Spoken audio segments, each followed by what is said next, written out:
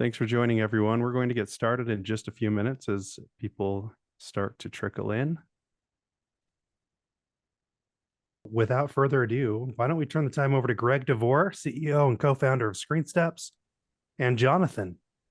And yes, there is a relation there, by the way. So I don't know if you guys want to talk about that right now, but I think we'll go with Greg first. Greg, do you want to go ahead? Yeah, some people ask because our hair is so different if Jonathan's my son. No, he's my younger brother. But he got different genes than I did apparently when it comes to the haircuts. My name is Greg DeVore. I'm the CEO of ScreenSteps, and today we're going to talk about technology rollouts that you do in your organization. These are major pain points, and a lot of people, if you've done it multiple times, you know how hard this can be. A lot of times, the first time you do it in an organization, you're unaware. You go in with unrealistic expectations, and it's a very surprising and painful process. So here are some of the typical results we see in the companies that we've talked to and worked with. You roll out some sort of technology. Now, this could be a big thing like a CRM. It could be a smaller tool like some sort of HR tool that you're using or a smaller project manager, whatever it is. But you roll this out and everyone is confused and overwhelmed. Then 6 months go by and people still aren't using the new system or they're using it wrong. And then supervisors and help desks are flooded with questions. So you do the training and then you're just swamped with questions coming in.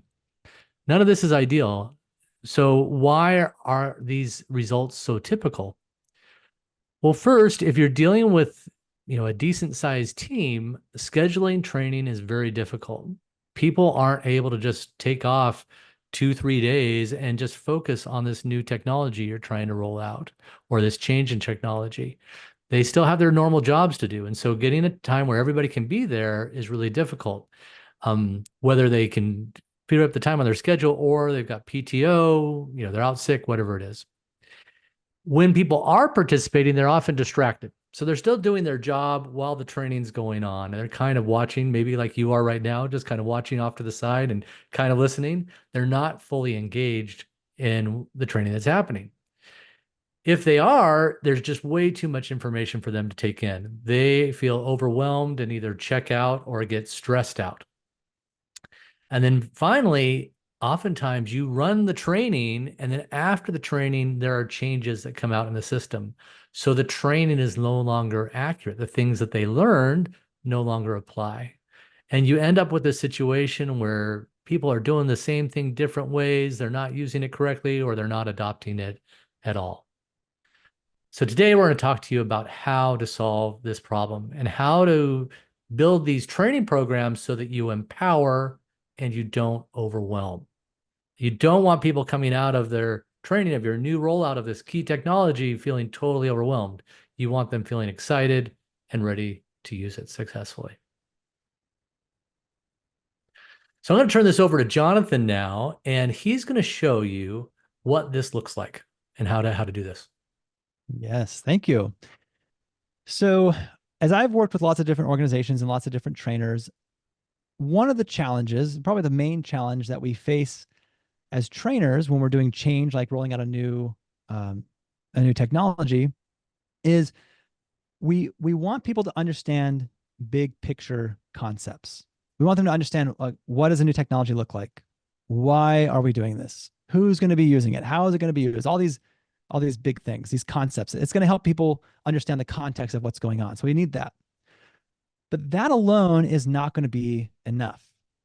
If they just walk out of training knowing what it looks like and how it's used, well, they're not going to be able to actually know how to use it. And so when the technology goes live, they're going to look at a brand new interface. And they're going to be like, okay, I need to do a transaction and I have no idea where to click. And so as a trainer, we've got to balance these two things. How do we help them feel comfortable by understanding big picture and the context, but also how do we get into the weeds of the details? So typically what we'll see when we do these projects, we'll go into an organization and we'll look at a training slide presentation that looks kind of like this. We're going to have some slides that talk about, all right, what is the new technology? And why are we using the new technology? And who's it going to be using it? And how is it going to be organized? And big picture concepts. And then we're going to have some slides that have a lot of screenshots with arrows and text. And we're going to be like, all right, here's how you update stuff. And here's how you change this. And here's how you look up that. And we can even get really complicated for here's how you create a loan and just have, like, I've seen slides that have all this text in there. And so what typically happens is, in order to train on this new technology, the trainer's trying to cram both of these things in, big picture stuff and click by click details. So they'll have this presentation ready. They'll get a Teams meeting together and say, hey, everyone, in 2 weeks, we're going to run a training. It's going to be an hour or 2 hours. We're going to go through this slide deck. And at the end, you'll know how to do it, right? Well, I've been through trainings like this. You've been through trainings like this. It doesn't always go well. And we know it kind of doesn't go well, but we may not know why. So Greg, give us some insights into why is this approach of using PowerPoint, where we're kind of putting all these screenshots and stuff in here and running over a Teams meeting, like, why is that not a great approach for doing a technology rollout? First, you have to assume that people are going to forget about 80% of what you present. So they're always asking for the PowerPoint deck after the thing. Send me the deck so I can review it. But they don't usually review it. At that moment, when they need to create a loan or perform a task, they're not going to pull up that PowerPoint and go to slide 68 to figure out how to do this. So it's not good at reinforcing the training after the fact. Also, when you're doing this presentation, you're combining what we call foundational and actionable knowledge. You're presenting so much information to them, it's too much to take in. This PowerPoint deck is being asked to do too much work, and it causes their brains to do too much work, and they check out. Perfect. Yep.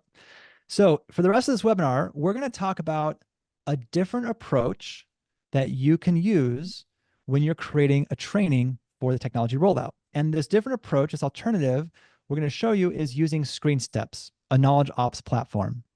And to do this, I'm going to take you through 5 steps.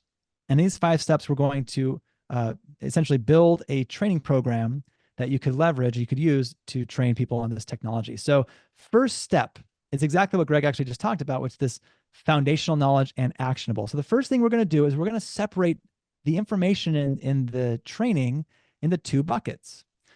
So the first bucket is going to be this: what is new technology? Why are we using it? Who's it going to use it? We're going to have any sort of concepts and all that, these things. This is going to go into the foundational knowledge bucket. Then we're going to take all of the procedural things, the tasks, all these click by click. We're going to take all this information, we're going to put it into the actionable bucket. So conceptually, here's what that is going to look like. We're breaking out knowledge into foundational and actionable. And Greg already kind of talked about why this is so important. Anything you want to add to that, Greg, of why we want to break things out into actionable and foundational? Well, when we do that, we can make the training much shorter, because we're just going to focus on the foundational knowledge, and we make their ability to adapt the new technology. It's much better because they have access just to the actual knowledge they need later on. Exactly. Perfect. And the other thing I'm going to add is, as a trainer, even this alone helps me know how to, like, oh, this is foundational, actionable. That helps me now create better resources, because now it just doesn't feel like it's all merged into one. It's like, I got to teach them this. It's like, oh no, that's going to be a foundational concept. Here's what I'm going to do with it. Actionable. Here's what I'm going to do with it. Great. So yeah. So step 2 is, we are going to take these foundational topics and we are going to create very short videos that cover each topic. So we might make a video, and you can see here in this slide, what is the new technology? Why are we using it? Who's going to be using it? We're going to create very 1 to 3 minute videos that explain each of these things.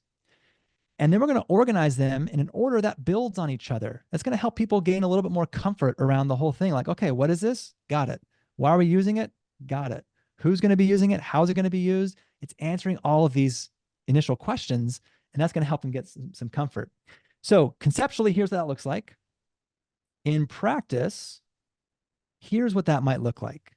So we've got these short videos. What is the new technology? Why are we using it? Who will be using it? All these things. We're going to walk through these general topics with short videos, and we're organizing them in a way, like I said, it builds on each other. So Greg, when we're explaining some foundational concepts, why do we want to use videos and organize them in this way? There's a couple of benefits. Video is something that people can listen to. They don't have to read a lot. It takes less effort to watch and absorb. Because we're teaching foundational concepts, it's not like they have to be taking notes on facts or procedures there. But also by splitting these up into these little modules like you see on the left here in this course in ScreenSteps, um, we're allowing them to take advantage of gaps in their day to learn. If we have an hour-long presentation, they have to block off an hour to make progress here. If we've got these small modules, then they can take it up, and I can cover a module in 3 minutes when I've got a break between meetings, and it'll keep track of where I am and I can pick up. So we're allowing them to learn in those gaps during their day. Excellent. So step number 3, actionable. All that actionable information, let me get to here, all those procedures, those tasks, we are going to create digital guides. And so conceptually, here's what that looks like. In practice, here's what it's going to look like. So I'm going to go in the knowledge base here. Here's a digital guide in ScreenSteps, how to create a new lead. So it's got a very clear title, and it's got very visual procedures for how to do it. And I'll tell you, when I've done technology rollouts, almost everybody wants screenshots. They want visuals because it's a new interface. They are not familiar with how to navigate stuff. So that's going to be a really important aspect of it. So our actionable tasks, we're going to be building like this. Now, this is just one of them. In the end, when you're rolling out a training, you're going to create dozens. And if for big rollouts, you might do hundreds of these guides. And you're organizing them in a knowledge base like this. And the key here is that you want people to be able to quickly find and follow those guides. So for example, create a lead, the one I just pulled up, create a new lead, right? Do a search like they would in Google, and then they get their results. And then you can pop that guide up. So we want these digital guides for these tasks and these procedures. So Greg, going back to here, right? We've got foundational as videos. Why not create all these actionable digital guides as videos too? Why not just have, oh, here's a 10-minute video of here's how I create a loan, or here's how I do this process. Why not make all those videos? Well, first, the video, it's going to be hard for them to use the moment that they need it. With a video, I have to watch the video. If the video is showing me a procedure, I have to watch it and then try to recreate it while I'm watching the video. I mean to pause it, that sort of thing, and it's not a great experience. Also, these actionable guides, these are the things that are going to change. The foundational information isn't going to change much. So if the procedure for something or the number of clicks or whatever it is changes for one of these actionable guides and you've just used screenshots, that's really fast to update. You can do that on the fly. If it's in a video, you get to go re-record the whole video there. So by just using video for the foundational and then these screenshots and instructions for the actionable, we make it easier for them to find and follow in the moment they need it. We also make it easier on us to keep this up to date. Excellent. Which you update those guides all the time. For any tech rollout that I've done, we are making updates on a regular basis. If we did that in video, it would not be fun. All right, so we are breaking information out into foundational and actionable. For our foundational, we've got videos. We're organizing them in a way where they build on each other, build confidence in people's understanding. We have actionable guides that are going to walk through the step-by-steps, decisions, checklist, all that stuff can be in the actionable guides. Next, what we're going to do is go merge these together into a course. And so we're going to have videos that show the foundational knowledge. And then below that, we're going to have the related procedures for that. So as a concept, here's what it looks like. Let's look at in practice. So in ScreenSteps, we'll pull up in courses. And here we already kind of walked through, we got these videos for what is it, why are we using it, who will, how, navigation basics. But now we can start going into the technology and breaking it down by maybe the different modules in the technology. In this case, if we're doing like a Salesforce thing or whatever, we might have a section for leads. So we're going to have a video of what is a lead. And that's going to be, what is it? Why do we use them? Who's going to be creating them? How are they used? All that stuff. That's a very 3-minute video, very short video.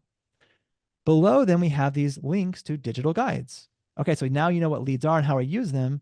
Here's how you're going to create them in the new technology. So we've got this blending of foundational and the actionable all within this self-contained course that's self-paced. So Greg, What does blending these two together in a course do for the learner and also for the trainer?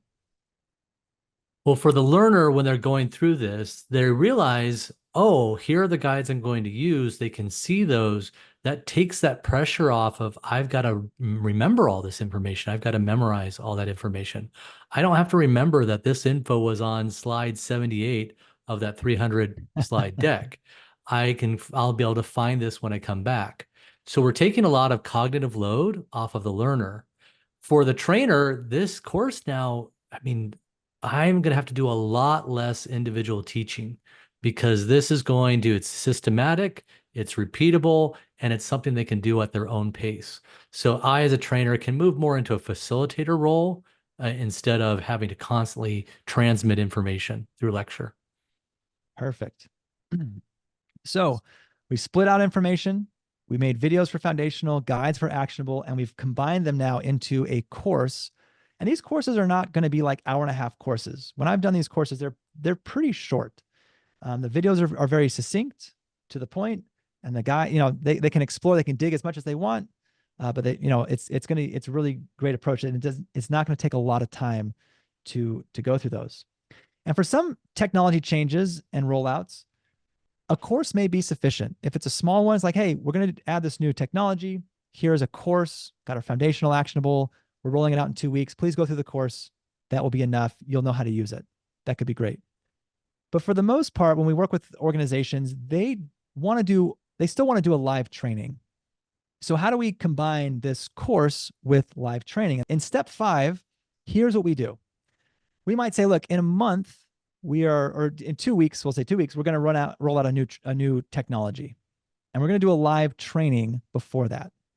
So before we do the live training, I need everyone to go through and complete this course. The self-paced course is going to have videos that explain the basics and what we're doing and all that stuff. Please complete that. Once you're completed with that, you'll be ready for our live training. And during the live training, you'll have opportunities to practice using this technology. So conceptually, here's what we're doing. Complete the course, run some practice scenarios together. In practice, here's what that is going to look like. As a trainer, I would prepare a PowerPoint slide deck that would look something like this. I'm not going to have a bunch of all the stuff that we had in the course. We don't need that. It's in the course. This is focused purely on activities and practicing realistic scenarios. And these scenarios are related to the technology, right? When we get this situation where a non-member is interested in a loan, we have to use a new technology. How are we going to use that? So as a trainer, I would say, all right, everyone, welcome to training. Do a little icebreaker thing. And now we're going to jump into some activities. First scenario, a non-member is interested in a loan. First, what's the thing you need to create in our new system? We need to create a lead. Great. How do you create that?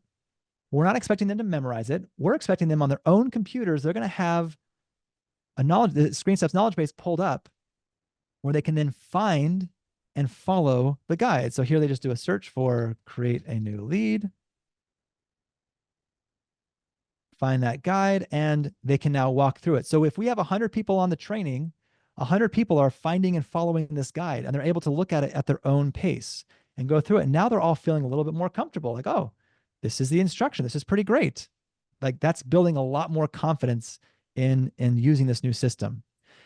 The other thing is, if you have a sandbox of the new technology, you could have them actually creating stuff in that sandbox while following the guide. So now you have 100 people using these guides to walk through step by step how to use that technology. So once they go through it and you get some feedback on that, hey, how did it go? Did you find it? Tom, what did you do? Okay. And, asking around. Next scenario, the lead becomes very interested in getting a loan. What do we do? Well, everyone's going to go to the knowledge base and search for that guide and follow the instructions. That's where we get our find and follow methodology. When we finish that, next up, an existing member becomes interested in getting a new loan. What do you need to create? How will you create it? Go in here and find the guide, right? Next up, the member decides not to move forward with the loan, and we just keep going and going and going for that hour or 2 hour live training. We're just practicing using the guides to use the technology. So Greg, this approach of having employees first complete a course and then join a live training to do practice scenarios, why is that so much more effective for helping employees learn the new system? Well, first, the employees have been able to learn that foundational knowledge at their own pace before they came in. So you're not running into a situation where you're going through the training and people are getting left behind. Second, one of the biggest challenges with online training is engagement. And they are engaged from the beginning. They're not sitting there passively just watching people. They are doing things. And when they're doing things, their mind's more engaged. They're going to learn faster and be more confident. So you're helping them practice that engages them more. And it also prepares them to have confidence after the training when they'll have to do this on their own. Yeah, that was probably so. I've sat on trainings before where they weren't using this approach, but we were just getting a sense of like what was their training looking like right now, and they were using that old approach of the slides and just going through Teams and doing a presentation. Every single time, people would say, "Okay, I think I get it, but to really learn it, I got to get my hands in it. I got to get in there and do it." Every time, everybody wants to get in there and do it and use it. And the best approach is this, like you said, get in, do activities, get them in there, or at least get through the guide so they can kind of feel like, okay, here's what they can actually see the steps and kind of go through it at their own pace. We definitely want to have more engagement. So next time that you have a training that you want to do for rolling out new technology, whether it's a large technology or a small rollout, follow these 5 steps. You're going to separate out the foundational and actionable knowledge. You're going to prepare videos for those foundational topics and organize them in an order where they build on each other. You're going to prepare actionable guides for the procedures and those tasks. You're going to combine those in a course where you're going to have those foundational videos with links to those actionable guides in that knowledge base. And then to do live training, you're going to have everyone complete the course first and then come into the live training to do activities and practice scenarios so they can get used to using the technology before you go live. So Greg, following this approach, talk to us about what some of the results are that people are experiencing. Well, we've seen training times dramatically drop, and especially the time that people have to leave their normal tasks to be trained. So that drops dramatically, which is a huge cost savings. But more importantly, people are confident when they leave the training and there's fewer questions coming in. We had one group that did this and they'd, traditionally done training the other way. And after they would do a launch, they're like, it's going to be 2 weeks of just the help desk getting slammed. They launched their new CRM, and the first day they were panicked because there's no questions coming in. They're like, nobody's using the CRM. Then they went in and looked at the analytics. People were using the CRM, but they were finding the guides on their own, and they were doing it. They were finding and following the guides. And so it's totally different than any rollout they'd done in the past. It was so much smoother. And this was actually a case, they had had 2 previous failed CRM rollouts because they just never got adopted. And this one was successful there. So it's a big change in how people feel about it and how quickly they adopt the technology. Perfect. And we actually helped, we recently just finished a project where the group we worked with did both types, right? They had the PowerPoint decks with all the screenshots and everything and did that over Teams. And then we put together a training program in a couple of weeks. This was for a big Salesforce rollout for branches and hundreds of people. We put it together in a couple of weeks and we ran that. And here's the feedback. They said, this training approach is a lifesaver. These guides are giving me a lot more confidence in using Salesforce and training others on how to use it. And it's giving others confidence in how to use Salesforce. Specifically, the customer care team loves them. They've told me how much these training guides have helped them do their job. So it works. I've experienced it multiple times where you have like an A/B testing. And when you do this approach where you have the foundational courses, the guides, people feel much more comfortable, much more confident using the new technology, and they get in there and they can use it correctly. So Greg, back to you. Yeah, so we're, I see some questions have already been coming in. Yeah. We're happy to dive in and start answering those, Mark. Yeah, Greg, we got a couple of actually, they're all great questions, but some of them, I think, I've seen these questions quite often. People are pretty intimidated by making and creating the videos themselves that you mentioned. So they want to know if you have any suggestions for best practices on creating video content. Do you have to hire this out? Can you make them yourselves? What does that look like, and what have you seen successful? So you'd think I would turn to Jay to answer this, but if you see, Jay's in all our videos, which are highly produced, so he's obviously really good at this. I am not. Like, I'm not the video production guy that Jay is. I bring up the PowerPoint slide and I have just a video recording application and just record it and go. It's like 2 minutes of speaking and save it and then drop it in to the ScreenSteps course. So there's no big production.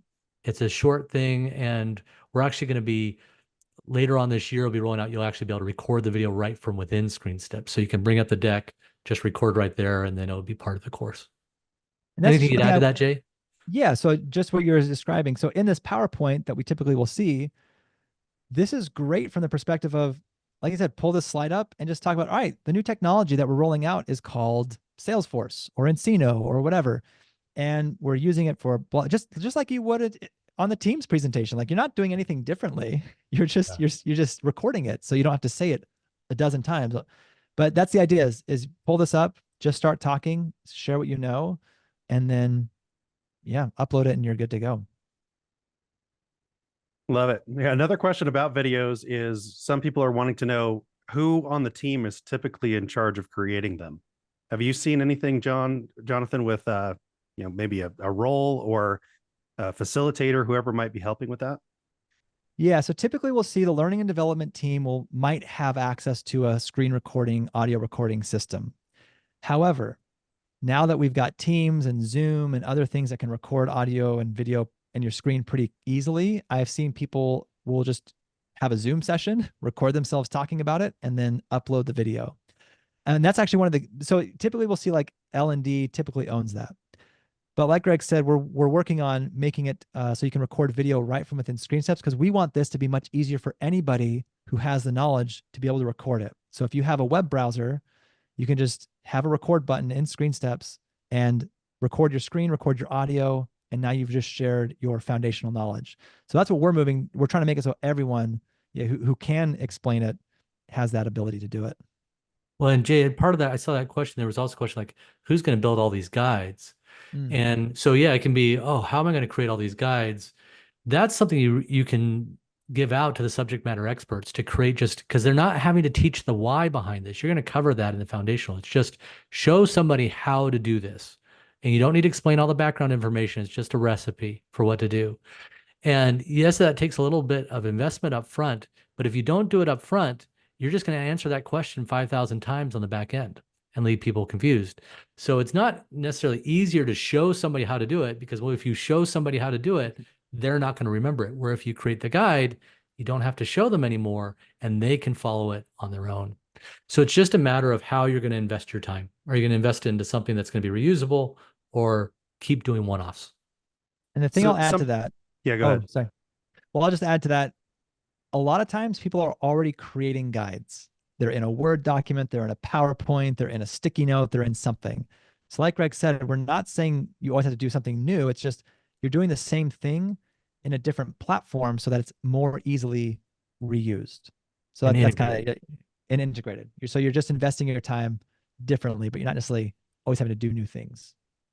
So this is a perfect tag on to what was just asked, but I'm going to skip over one and ask this one just because it's perfect for this. But they want to know how long it typically takes to create the courses. Is this a huge undertaking? I think there's a little bit of nervousness there. So what are your thoughts there from what you've seen with clients?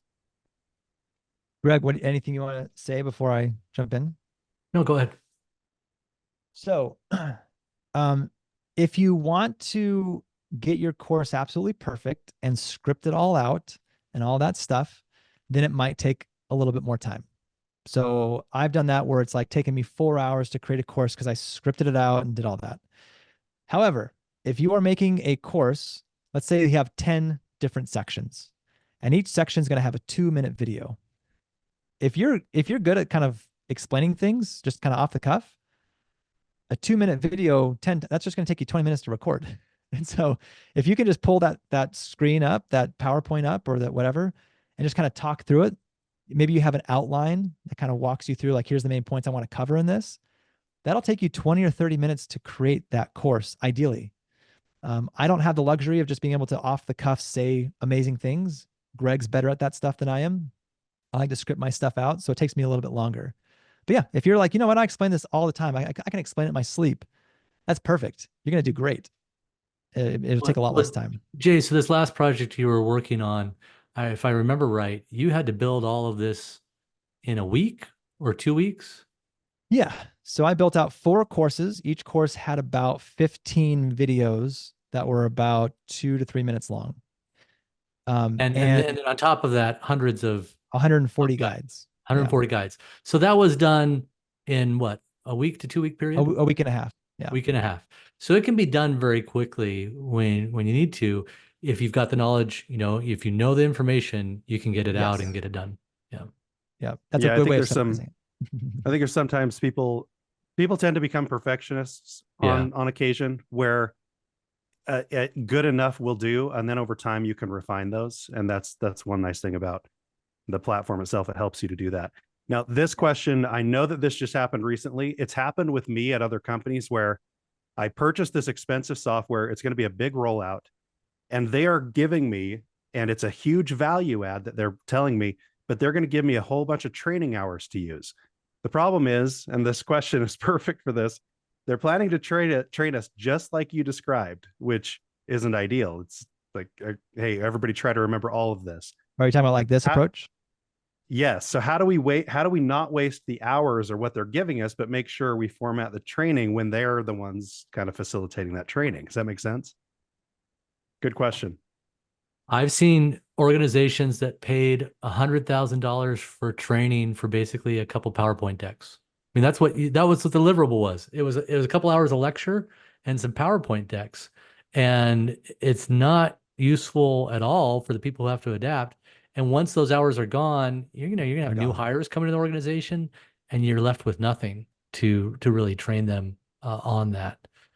My recommendation is to really press them on the strategy. Like if they're going to do that, you can ask them to adopt a different strategy and how to do that. Like say, so what's your strategy for us training people who join the organization after this rollout? How are you going to help us, train people who weren't able to attend? If they don't really buy into that, I would ask them to, at the very least, separate out the conceptual stuff and the actionable stuff. Ideally, you wouldn't get the actionable stuff in the PowerPoints. You get them more in a Word file or PDF, because then you can import those, you can modify those, and they're more granular. And if they keep the foundational stuff in that in a separate presentation, that's just going to help your team not be quite as overwhelmed. Because you'll find a lot of organizations that give you these quote unquote training hours. All they're going to do is a knowledge dump, and it's just going to overwhelm your people. So if you ask a couple questions about how they're going to solve these problems up front, you can help guide them towards a better process. Yeah. And just to add on that, if you ask them, they still might push back. It's like, oh no, like it'll be easy. Everyone will just get it. That's exactly what we had at this other project. For one process or one procedure, it was over 50 clicks with decision trees all, and it's like, no one's remembering that, but they're like, oh no, I got it. It'll be so easy. It's not. It's people forget, and they need those guides. Last question that we have, and feel free to ask more if you have not, if you still like to, but how big or small does a team need to be for this to make sense? So I have done this when our team was like 10 people.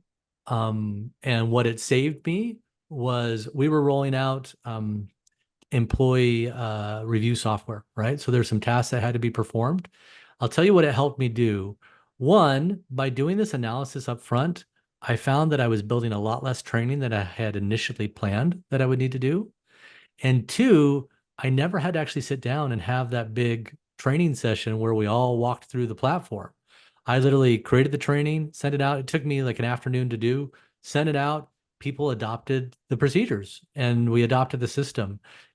So it's, yes, it can work on a very large group and there's huge benefits to doing that. But even if you have a smaller group, you're really asking yourself, how many times do I want to have to answer this question over and over again? How much time do I want to take out of my whole team to try to get them all in an hour-long web meeting where I walk through this platform and show them things that they're not going to remember? I'd rather spend that time creating something that will communicate this to them quickly and in a way that empowers them to adopt it correctly. Yeah, I agree. I have a very strong opinion about this. I come from, my background is in startups. And you almost need it more there, because if you have one employee that leaves, that employee is probably wearing 10 different hats, and now you have a huge knowledge gap. So big organizations, small organizations, I would have loved to have something like this at the last 4 startups I was at. Because every time I hired a new person, which was very regularly with these small and then high growth companies, I spent most of my day answering questions. So it didn't need to be that way, unfortunately. Looks like we have all the questions answered that have come in so far. We will be sharing a recording of this video, by the way, so we'll put it up on our blog. And if you have any final questions, you're welcome to submit them right now, and we'll just hang on for just a second. But we want to thank everybody for joining. And Greg, do you have a couple more thoughts to wrap it up? Yeah. So if you want to learn more about these concepts, this is all part of the find and follow methodology, the way of designing these courses. So you can get a copy on Amazon. We have a free 30-minute course, or you can download a free find and follow playbook to help you apply these concepts in your organization. If you want, to reach out to us, Greg at ScreenSteps, Jay at ScreenSteps, ja@screensteps.com. We're happy to help you out. We have an upcoming webinar on August 1st, how to build an onboarding program at your financial institution. So we've talked here about technology rollouts. We're going to talk more about how do you apply this for a new hire onboarding program. And we'll do that on August 1st. So register for that if you'd like to learn more. And yeah, thank you all for joining. Greg, Jonathan, great job as always. Your mother would be proud. We're sure of that. She's proud even if we mess up. So that's a good point. Okay, thanks everyone. All right. Have a good day. Bye.